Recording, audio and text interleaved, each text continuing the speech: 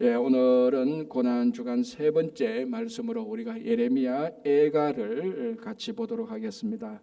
사실 예레미야 애가는 우리가 평소에 잘 나누지 않는 말씀인데, 이 예레미야 애가는 예레미야가 이 애가는 사실은 장송곡하고 마찬가지입니다.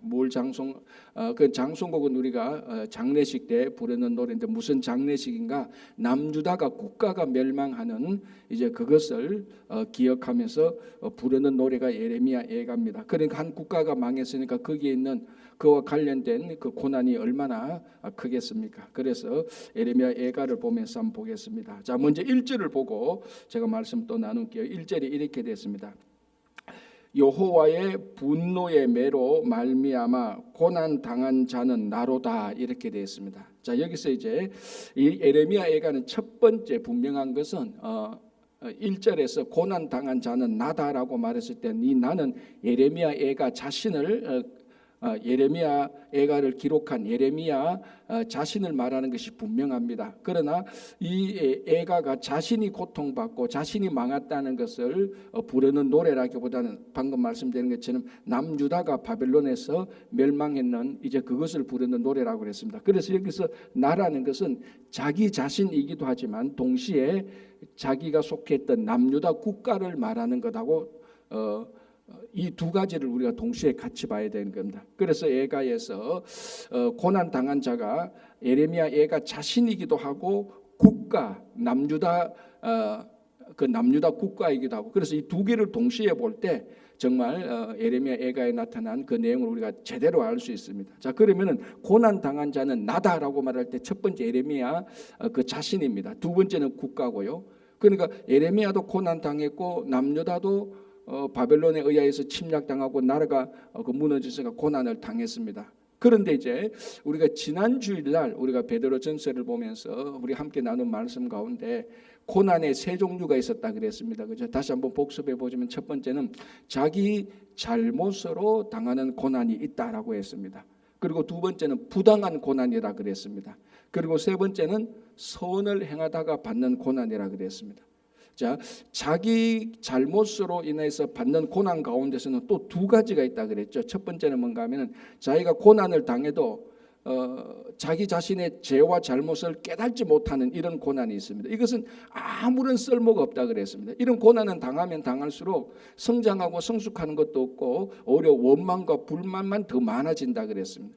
정말 이런 자기가 잘못해서 징계를 또는 고난을 받아도 여기에서 어떤 성숙은 없고 자꾸 막 남 탓하고 남 탓하고 환경 탓만 한다 그랬습니다. 여기 있고, 두 번째는 자기가 비록 잘못해서 고난을 당한다 할지라도 자기 자신 한다 할지라도 뭡니까?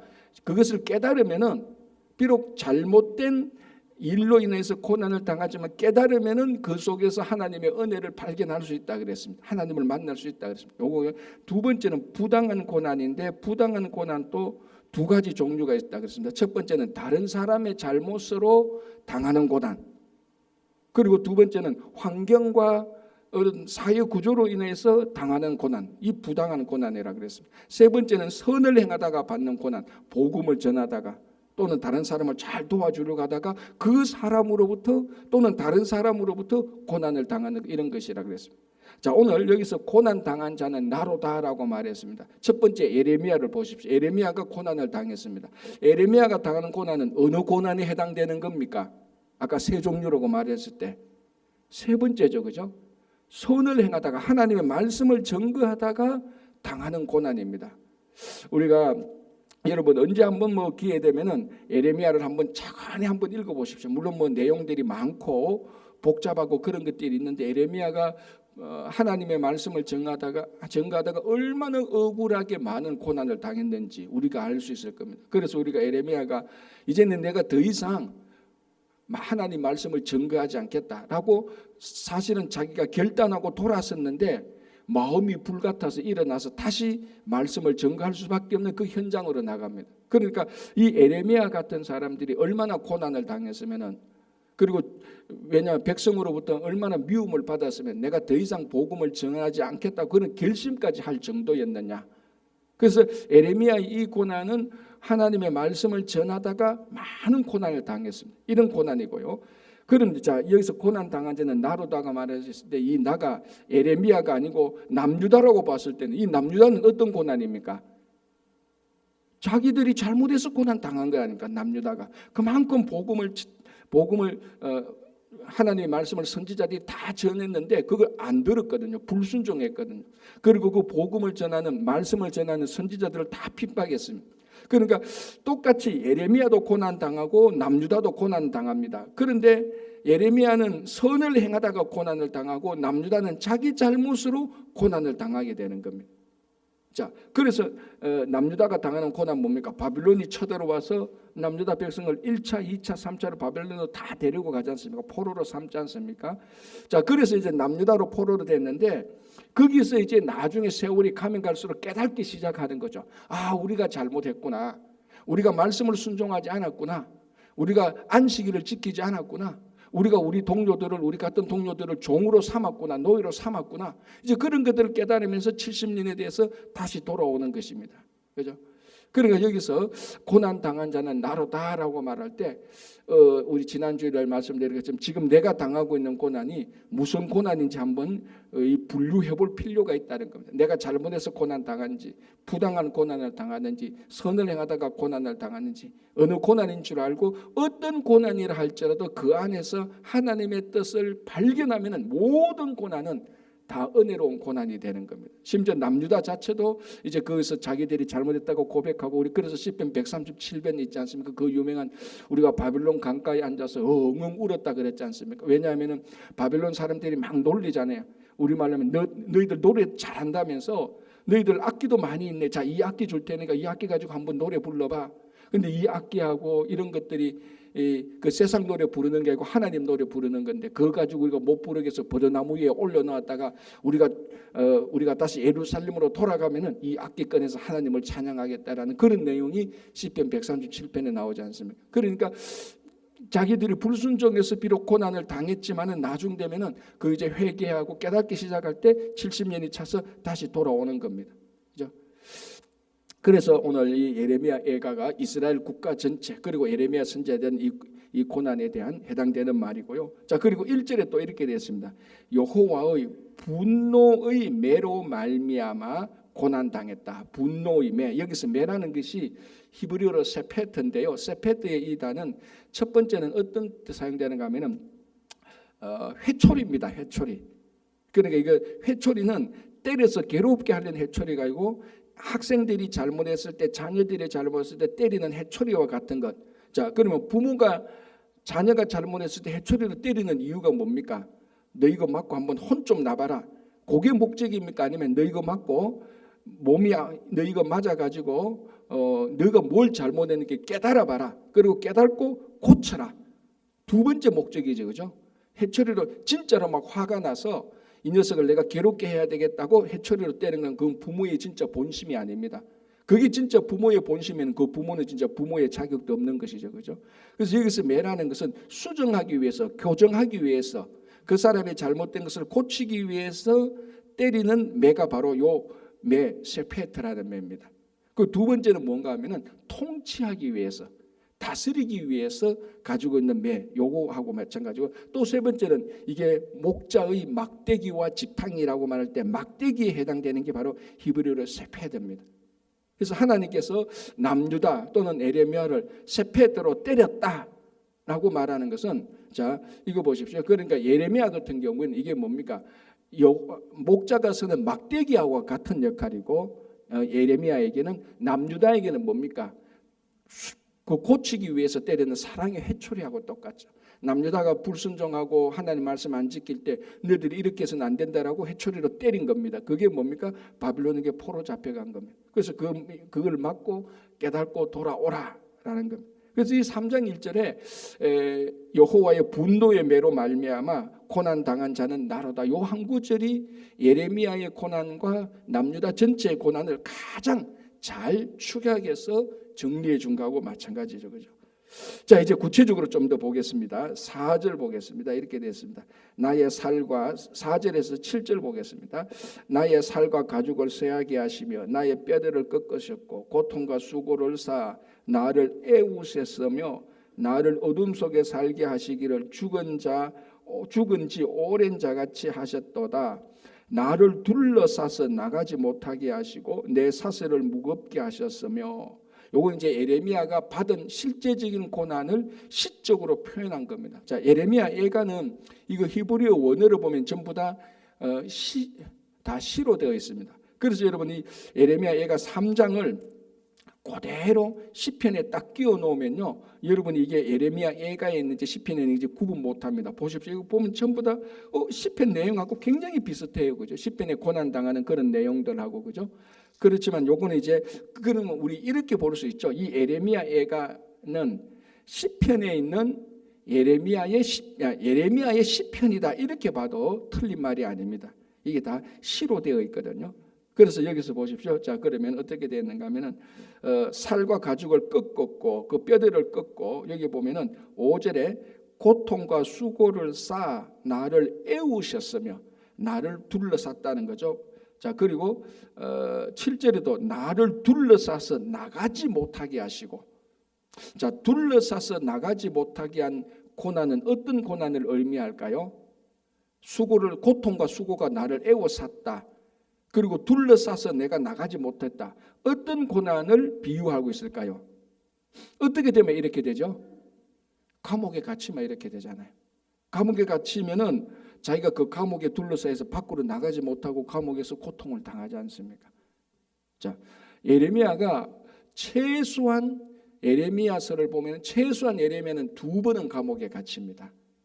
첫 번째는 예루살렘에서 베냐민 땅으로 자기 그 집에 이제 집 정리, 그 재산 정리, 우리 말하면 재산 정리죠. 이런 것 좀 하려고 예루살렘에서 베냐민 땅으로 가는데 사람들이 예레미야를 잡아서 너 지금 바벨론으로 항복하러 가는 거지, 이렇게 모함해서 잡아였습니다.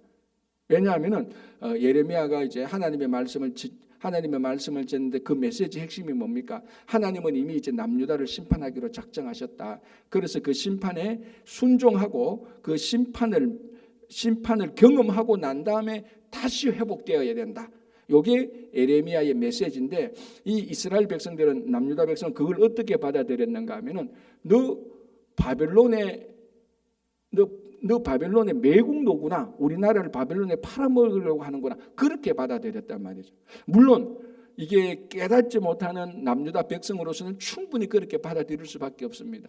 왜냐하면 너 예레미야가 바벨론에 항복해라, 이거 하나님께서 바벨론을 통해서 이 남유다를 심판하기로 작정하셨다, 이게 원래 하나님의 진짜 메시지인데 그 당시 가짜 선지자들은 그걸 왜곡시키지 않습니까? 하나님은 그럴 리 없다. 하나님이 어떻게 우리를 이방인의 손에 넘겨주느냐? 저 예레미야가 매국노다, 우리를 바벨론에 팔아먹는 사람이다, 그렇게 이제 거짓 선지자들이 다 얘기했고, 이스라엘 백성들이 듣기에는 예레미야의 메시지가 듣기 좋습니까? 다른 선지자들의 메시지가 듣기 좋습니까? 당연히 다른 선지자들의 메시지를 훨씬 듣기 좋죠. 자기들은 불순종하고, 자기들은 말씀 안 지키고, 자기들은 안식일도 안 하고, 자기들은 하나님의 말씀에 하나도 순종 안 했으면서도 듣고 싶은 건 좋은 거 듣고 싶거든요. 하나님의 말씀에 전혀 불순종하지 않고도 하나님은 우리를 심판하지 않을 거야, 그게 다른 선지자들이 그렇게 말했고, 예레미야는 너희들이 하나님의 말씀에 심판하지 않으면 이건 하나님께서 심판해야 된다, 불순종하면 심판받아야 된다, 그리고 난 다음에 너희들이 거듭나야 된다. 이게 원래 하나님께 불순종했던 이스라엘 백성들이 하나님의 말씀에 솔직하게 섰다면은 예레미야의 메시지가 맞다라고 거기에 그 말씀을 받아들였을 겁니다. 그런데 그 당시에는 전혀 그렇지 않았습니다. 왜냐하면 거짓 선지자들이 백성들의 마음을 좋게 하려고, 야, 그럴 리가 없어, 어떻게 하나님이 우리를 이방인의 손에 넘기냐, 저 예레미야가 분명히 바벨론에게 뭔가 얻어먹은 게 있을 거야, 바벨론의 앞잡이야. 뭐 백성들이, 그러니까 그 거짓 선지자들이 그렇게 메시지를 전하니까 백성들이 그 거짓 선지자들, 그러니까 자기들이 듣고 싶은, 자기들의 행실은 불순종했지만 또 심판은 안 받고 싶어하는 남유다 백성들이 오히려 예레미야를 매국노로 몰았지 않습니까? 그래서 예루살렘에서 베냐민으로 가는 이 발걸음을 보고도 백성들이 와가지고 지금 예레미야가 바벨론에게 지금 우리하고 몰래 접선하러 간다. 그래서 잡아가지고 서기관 요나단의 집에, 그 당시 이제 고급 관료들이, 개인 감옥들이 좀 있었습니다. 지하 감옥 같은 게 이렇게 땅 파서 구덩이로 만드는 이런 것들이 좀 있었습니다. 그래서 요나답의 집에 데리고 가서 요나답의 집에 그 감옥에 넣어버렸습니다. 거기 보니까 물 웅덩인데 빠져보니까 물은 없고 진흙만 계속 있었던 거예요. 그게 얼마나 그 안에서 선지자가 수치를 당하고 괴롭고 힘들었겠습니까? 그때 이제 왕이 시드기야인데 시드기야가 하여튼 그렇게 해서 예레미야를 일단 꺼내는 줍니다. 꺼내주면서 시드기야가 묻죠. 예레미야에게 야 진짜 하나님의 메시지가 뭐냐? 비밀리 1대1로 단독 면담을 합니다. 왕이 예레미야야 너 진짜로 솔직하게 얘기해라. 내가 여기서 꺼내줄 테니까 진짜 하나님의 메시지가 뭐냐라고 말할 때 예레미야가 말합니다. 왕이시여 우리는 심판받아야 됩니다라고 말합니다. 시드기야는 그 말을 듣고 일단은 그 예레미야를 요나단의 그 지하 감옥에서 물웅덩이에서 꺼내줘서 시위대 뜰에 대신 가두어둡니다. 훨씬 더 낫죠. 그러나 역시 여전히 또 가두어집니다. 자, 또 두 번째는 어떤가 하면은 아까 말씀드린 것처럼 하나님께서 이스라엘을 심판하기로 했다. 그 메시지를 전하니까 그걸 듣기 싫었던 사람들이 그 대표적으로 바수울과 같은 사람들이 잡아가지고 왕자 말기야의 또 감옥에 또 넣어버립니다. 또 거기서 또 힘들어하게 되는 거죠. 그러니까 이런 일들, 요 일들을 이제 자기 경험으로 해서 나온 게 나를 둘러싸서 나가지 못하게 하고 나의 살과 가죽을 쇠하게 하시고 나의 뼈들을 꺾 것이었고 여러분 한번 그런 감옥에 한번 생각해 보십시오. 지하 감옥인데 빠져보니까 진흙 같은 거 있고 우리말로 하면은 돼지나 머물 수 있는 그런 곳에 그 진흙이 우리가 주일학교 애들이 가지고 노는 찰흙 같은 그런 진흙이겠습니까? 얼마나 더럽고 오염이겠습니까? 우리말로 하면 한국식으로 하면 하수구에 있는 그 진흙 그런 거 생각하면 됩니다. 음식 찌꺼기 같은 것도 다 있고 더러운 거. 그 아마 우리가 위생적으로 보면은 온몸에 막 피부병 같은 거 오르고 다 그럴 겁니다. 거기에 빠져버렸단 말이에요. 그러니까 살과 가죽을 쇠하게 하시고 그렇게 되는 겁니다. 그런 고난을 이제 당하게 된 거죠. 자, 이제 이럴 때에 이제 이게 또 뭔가 하면은 이게 또 남유다가 바빌론에게 포로 잡힌 또 그런 비유하고도 마찬가지입니다. 남유다가 바빌론에 포로 잡혀가지고 거기서 고통당하고 둘러싸서 이제 거기서 못 나가죠. 포로가 되었으니까 그죠. 자, 이럴 때에 이제 우리가 예레미야서를 보면은 이렇게 고난 당할 때 예레미야는 어떻게 합니까? 자, 예레미야 33장 3절 볼게요. 자, 33장 3절이 무슨 구절이죠? 성구함성할 수 있는 사람. 시작. 너는 내게 부르짖으라 이 말이죠. 내가 너에게 응답하겠고 너가 알지 못하는 크고 엄밀한 일을 너에게 보이리라. 자, 이렇게 막 고난을 당할 때 우리 믿음의 선진들이 항상 해왔던 건 뭡니까? 이 고난을 가지고 하나님께 나가는 거죠. 하나님께 부르짖을 때 하나님께서 응답하겠고 크고 비밀한 것을 엄밀한 일들을 너에게 보여주겠다는, 한마디로 말하면 뭡니까? 네가 왜 고난을 당하는지, 그 고난에 대한, 고난 당하는 이유, 그리고 이 고난이 끝나고 난 다음에 하나님께서 너를 어떻게 쓸 것인지에 대한 크고 엄밀한 일을 보여주겠다는 것입니다.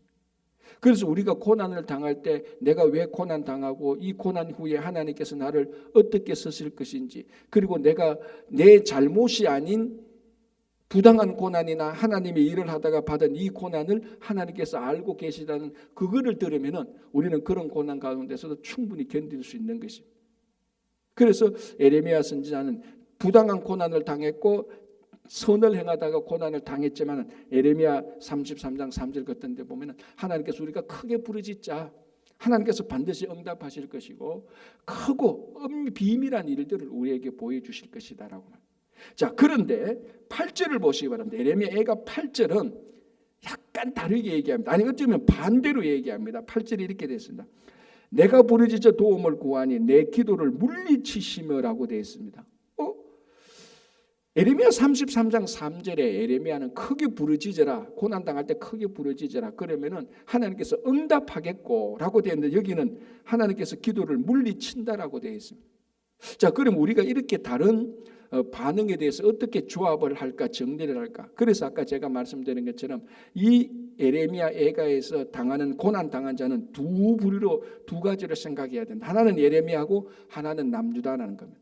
예레미야는 자기 잘못 없이 부당하고 선을 행하다가 당한 고난이고 남유다는 자기 잘못으로 당한 고난입니다. 그래서 자기 잘못 없이 부당한 고난을 당하거나 선을 행하다가 당한 자가 하나님께 기도할 때는 하나님은 반드시 그 기도를 들어주시고 왜 고난당한지 고난에 대한 비밀을 알려줍니다. 그런데 자기가 잘못해서 고난당할 때는 하나님은 때로는 거기에 침묵하십니다. 침묵을 통하여서 더 기도하게 하시고 침묵을 통하여서, 그러니까 이 침묵이라는 게 사람들이 볼 때는 응답 안 하는 걸로 보이는 것이죠. 그걸 통하여서 계속해서 하나님께 나갈 수 있도록 하는 하나님의 도구가 되는 겁니다. 그래서 8절에 내가 부르짖어 도움을 구하니 내 기도를 물리쳤다. 이거는 예레미야의 기도라기보다는 남주다의 기도입니다. 남주다가 실컷 잘못했고 막 이렇게 기도할 때 하나님 처음에는 그거 안 들어주죠. 가만히 놓아둡니다. 그리고 계속 기도할 때 하나님의 때를 맞추어서 이제 그 기도를 들어주시고 구원해 주시는 겁니다. 그렇죠? 자, 좀 페이지를 넘겼어요. 14절 보겠습니다. 이렇게 되어 있습니다. 나는 내 모든 백성에게 조롱거리 곧 종일토록 그들의 노랫거리가 되었도다. 자, 이것도 똑같습니다. 똑같이 예레미야와 남유다의 고난입니다. 자, 예레미야가 여러분 다른 선지자 이사야나 호세아나 아모스나 말라기나 여러 선지자들 있지 않습니까? 이런 선지자들하고 예레미야 선지자의 고난, 다 고난을 받았습니다. 다 고난 받았는데 예레미야 선지자의 고난의 가장 큰 특징은 뭡니까? 제가 아까 말씀드린 것처럼 대부분의 백성들로부터 예레미야가 배척당했다는 겁니다. 왜? 그 메시지가 바벨론에게 항복하라, 심판, 하나님의 심판에 너희들이 순종하고 바벨론에 항복하는 이 메시지의 특성 때문에 다른 선지자들보다 훨씬 더 백성들로부터 조롱을 받았던 선지자가 예레미야입니다. 그래서 육신의 고난들은 다른 선지자들도 다 받았지만 예레미야는 자기 같은 동족들로부터 완전히 배척당한, 그러니까 오늘 이 14절에 뭡니까? 백성에게 조롱거리 말하죠. 종일토록 그들의 노랫거리가 되었다라고 말합니다. 예레미야 자기 자신의 철저한 고난을 말하는 겁니다. 제가 지난 주간에도 말씀드리고 우리가 십자가를 생각하면은 우리가 십자가에서 우리가 십자가의 고난을 보면서 가장 먼저 떠오르는 것은 육신의 고난이 맞습니다. 십자가에 달렸다는 것 자체, 가시멸관을 써야 되고 양손과 발에 못을 박아야 되고 칼로 찌르야 되고, 그래서 십자가에 달려서 땡볕에 견뎌야 되고 추운 밤에 견뎌야 되고, 그 육신의 고난만 생각해도 정말 끔찍한 형벌입니다. 그래서 그 당시 로마 사람들이 십자가형을 줄 때는요, 경범죄는 십자가의 형을 내리지 않습니다. 중범죄도 주로 정치적인 중범죄, 그런 사람들에게 내리는 징벌이 십자가 징벌이에요. 이게 굉장히 힘든 겁니다. 그러나 예수님이 지신 십자가는 그런 고난에다가 뭡니까? 조롱거리, 수치거리죠. 이 십자가가 왜 힘든가 하면은 많은 사람들이 보는 앞에 걸어 놓습니다. 그러니까 가는 사람들이 전부 다 손가락질하고 수치를 당하게 하는 겁니다. 우리 말하면 명예손상입니다. 명예손상.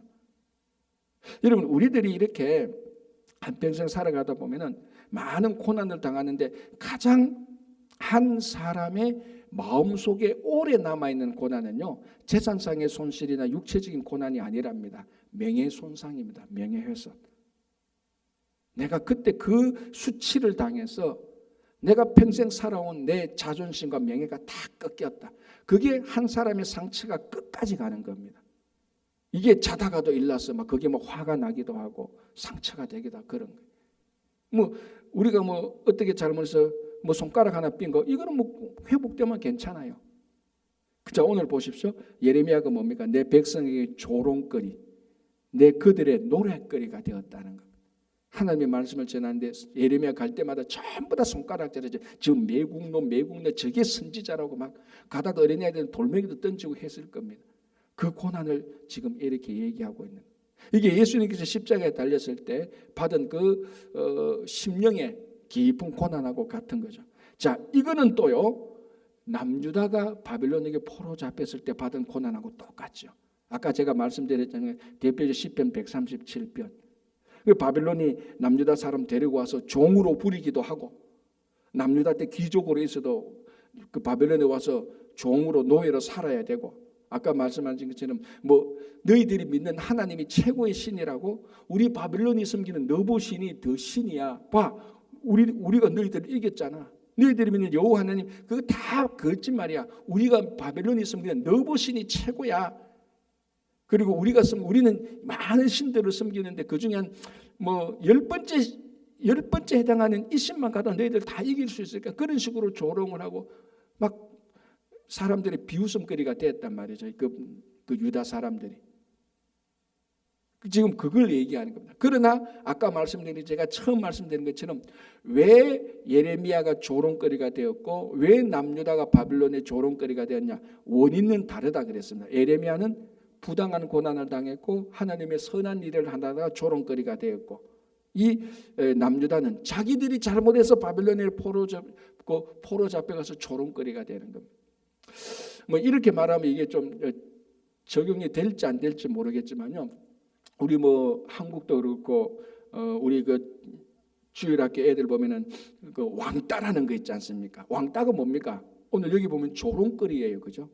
조롱거리고 수치거리란 말이에요. 그래서 조롱거리 수치거리는 애들한테 안 놀아주는 겁니다. 제가 이제 목회를 하다 보니까 이런 데 관심이 많이 가더라고요. 왜 사람이 왕따를 당하고 왕따시키는 그 사회 구조는 어떤가? 거기에 관심이 많아서 보니까 왕따가 두 종류가 있어요. 첫 번째는 요거하고 똑같습니다. 자기가 잘못해서 왕따를 당하는 경우가 있어요. 가만히 보면은 야, 쟤는 저렇게 계속해서 다른 사람 욕하고 원망하고 탓하니까 아무도 쟤하고 안 놀아주겠다. 이런 왕따가 있어요. 이런 왕따는 자기가 고쳐야 돼. 두 번째 왕따는 뭡니까? 그 사회 구성원들이 진짜 잘못하는 거예요. 사회 구성원 한두 명이 악하게 되어가지고 이 애를 완전히 싹 빼돌려가지고 조롱거리 만드는 거예요. 이런 거는 진짜로 우리가 말하는 왕따의 피해죠. 그런데 어떤 거는 보면은 쟤는 자기가 잘못해서 왕따를 당하거나 참 안타까움이 있어요. 그죠? 지금 어떻게 보면 14장이 예레미야 케이스하고 남유다 백성 케이스하고 똑같은 게요. 남유다는 자기가 잘못해서 바벨론에 가서 왕따가 된 거예요. 예레미야는 뭡니까? 하나님의 말씀을 선하게 하는데 그 유다 백성들이 왕따를 시켜버린 거예요. 그래서 우리 성도들이 수치거리 조롱거리가 될 때는 우리가 잘못해서 조롱거리가 되어서는 안 된다는 겁니다. 이게 우리가 늘 지금 가장 통렬하게 회개해야 될 게 뭐냐면 한국 교회와 성도들이 계속해서 한국 교회 사람들로부터 그 사회로부터 좀 인정받지 못하는 것 아닙니까? 물론 거기에는 한국 교회와 사회 구조에 부당한 것도 있어요. 제가 볼 때는, 개인적으로 볼 때는 그렇게까지 아닌데, 왜냐하면 교회가 잘한 거는 아무도 얘기 안 합니다. 그렇죠? 사회 구조가 교회가 잘한 건 얘기 안 합니다. 요만큼만 잘못하면 그거 막 공격하는 그런 부당한 면이 분명히 있습니다. 분명히 있음에도 불구하고 교회와 성도들이 잘못해서 비난당하는 것도 굉장히 많습니다. 이런 거는 우리가 고쳐야 되는 거죠. 잘못된 고난 주간에 바로 그런 것들을 우리가 생각하고 그런 것들을 우리가 제거하고 나가야 되는 겁니다. 그렇죠? 그래서 14절에 나는 내 모든 백성에게 조롱거리고 종일토록 그들의 노랫거리가 되었도다. 라는 이 예레미야의 고난을 생각하는 또 한 주가 되었으면 좋겠습니다. 자, 그다음에 보겠습니다. 19절 보겠습니다. 내 고초와 재난 곧 쑥과 담적을 기억하소서. 자, 쑥과 담적이 고난과 재난에 대한 시적인 비유죠, 그죠? 그 다음에 20절 내 마음이 그것을 기억하고 내가 낙심이 되오나. 뭡니까? 쑥과 담적 그것을 기억해 보니까 고난을 생각하니까 너무 낙심되는 겁니다. 다 그렇지 않습니까? 그죠? 지금 당하고 있는 이 고난 이거 생각하니까 내가 이번에 이 고난 당해서 다시 한번 일어서겠나? 회복되겠나? 안 되겠어. 이번 고난이 너무 커. 낙심이 될 수밖에 없죠. 그죠? 자, 그런데 21절을 보시기 바랍니다. 이것을 내가 내 마음에 담아두었더니라고 되어 있습니다. 여기서 이제 담아둔다는 요 단어가 사실은 이게 우리나라 말로 정확히 번역된 건 아닙니다. 히브리어 여기서 담아둔다는 것은 내가 당한 이 고난을 계속해서 되새긴다는 겁니다. 계속해서 되새겨 보는 겁니다. 자, 예를 들자면은 우리가 바둑 둔 사람이 바둑 다 두고 난 다음에 뭐 합니까? 복귀해 보지 않습니까? 내가 왜 거기서 졌지? 왜 저 사람이 뭐 그렇다고 제가 바둑 잘하는 건 아닌데 저 바둑 전혀 모릅니다. 그런데 들은 얘기로 복귀를 해보면은 내가 왜 거기서 졌지? 저 사람이 왜 거기서 이겼지? 복귀를 해봐야 그게 복귀를 해야 바둑 잘 되는 사람이 또 그 다음 더 성숙할 수가 있다고 말합니다. 자, 지금 이게 뭐냐면 그 고난을 내 마음에 담아두었다는 것은 복귀하는 거하고 똑같습니다. 내가 왜 이 고난을 당했지? 이 고난을 어떻게 봐야 되겠지? 자, 여러분 복귀할 때요. 바둑을 복귀할 때 내가 여기서 이렇게 뒀는데 복귀할 때 상대방 관점에서도 보는 겁니다. 내가 이렇게 했는데 저 사람은 왜 이렇게 뒀을까? 그러니까 내 관점과 상대방 관점에서 같이 보는 겁니다. 여기서 이것을 고난을 내 마음에 담아두었다는 것은 이 고난을 내가 당하는 관점에서 보고 하나님 관점에서도 본다는 겁니다. 이게 중요한 겁니다. 이것을 이 고난을 내가 되새긴다. 우리말로 하면 하나님 관점에서도 한번 보고 내 관점에서도 보고 내 관점에서도 보고 하나님 관점에서 보고 이 고난을 당할 때 힘들 때는 전부 다 내 관점에서 봅니다. 그러니까 다 억울하고 힘들고 막 그런 게 막 생기죠. 그런데 하나님 관점에서 딱 볼 때는 내 관점에서 못 봤던 그 고난에 담겨지는 무한한 은혜가 있기 시작하는 겁니다. 자, 보십시오. 그래서 좀 제가 방금 말씀한 것을 기초로 해서 다시 볼게요. 21절에 이 고난을 내가 하나님의 관점에서 다시 한번 보았더니 하나님의 관점에서 여러 번 반복해서 이 고난을 보았더니 그것이 오히려 나의 소망이 되었다는 겁니다. 이게 정확히 번역하면 이 말입니다. 이것이. 그러니까 더 정확히 말하면 내가 당한 고난을 하나님 관점에서 보았기 때문에 내게 이 고난이 소망이 됩니다. 이 말이에요. 자, 그러니까 뭡니까? 22절에 여호와의 인자와 긍휼이 무궁하심으로. 자, 그러면 하나님의 관점에서 봤는데 왜 이 고난이 소망이 됩니까? 하나님의 관점에서 봤는데 왜 이 고난이 소망이 됩니까? 여호와는 인자와 긍휼이 무궁하시니까 그렇다는 거예요. 그러니까 내가 당한 고난을 내 억울함과 힘든 것만 계속 보니까 이 고난이 막 생각하면 할수록 더 낙담되고 더 힘들어요. 그런데 이것을 마음에 담아두었다. 다시 말하면 하나님 관점에서 다시 한번 보니까 하나님의 긍휼하심과 하나님의 자비와 사랑이 있으신 그 관점에서 내 고난을 계속해서 보니까 이 고난이 나를 파괴시키고 나를 힘들게 하는 것이 아니고 나의 잘못된 것을 제거하고 내가 더 하나님 앞에서 더 단련되어서 나오게 하는구나라는 소망을 가지게 되는 겁니다. 자, 그래서 23절에 이것들이 아침마다 새로우니 그렇습니다. 그런데 이 고난을 하나님 관점에서 보기 전까지는 아침마다 이게 괴로웠습니다. 눈 뜨니까 아침마다 괴로운 거예요. 아침마다 막 그때 상처가 막 살아나오는 겁니다. 그런데 하나님의 관점에서 자비와 긍휼을 보니까 이게 아침마다 희망이 되는 거예요. 이제는 하나님의 긍휼과 자비를 보니까. 자, 그리고 또 한번 보시기 바랍니다. 오늘 33절을 한번 보시기 바랍니다. 이렇게 되어 있죠. 주께서 인생으로 고생하게 하시며 근심하게 하심은 본심이 아니시다라고 말하는 겁니다. 여호와의 인자와 긍휼과 자비하심의 관점에서 내 고난을 보니까 뭘 알게 됐습니까? 하나님의 본심이 보인다는 겁니다. 하나님의 본심이 뭡니까? 나를 고생하고 근심하게 하려고 하는 것이 하나님의 본심이 아니다라는 것을 알게 되는 거예요. 자, 여러분 다시 한번 말씀드리자면 아이들이 잘못했습니다. 부모가 해초리를 때립니다. 철없는 아이는 그 해초리 맞고 엄마 원망하죠. 엄마 내 미워하는 거야. 우리 엄마 계모가 맞아. 내 때리는 거 보니까. 그런데 그걸 통해서 부모의 마음을 깨닫는 사람은 어떻게 됩니까? 부모가 날 때린 것은 내 잘 되려고 때린 거야. 그 부모의 본심을 알게 되면 그 해초리가 나를 괴롭게 하는 게 아니죠. 나를 성숙하게 하는 거하고 똑같은 거예요, 사실은. 지금 예레미야 애가는 그거 말하고 있는 겁니다. 그래서 자기 자신의 고난도 있지만 남유다 백성의 고난. 그래서 오늘 21절에 다시 이 모든 고난을 내가 하나님 관점에서 보았기 때문에 소망이 된다. 이게 아침마다 내게 희망이다 라는 것을 우리가 기억하면서 우리가 당하고 있는 여러 고난들, 작고 큰 고난들, 육신의 고난들, 마음의 고난들, 여러 종류의 고난들을 이 긍휼과 자비가 풍성하신 하나님의 관점에서 볼 때 이게 매일매일 새로운 희망이 되시기를 간절히 바랍니다. 기도하겠습니다.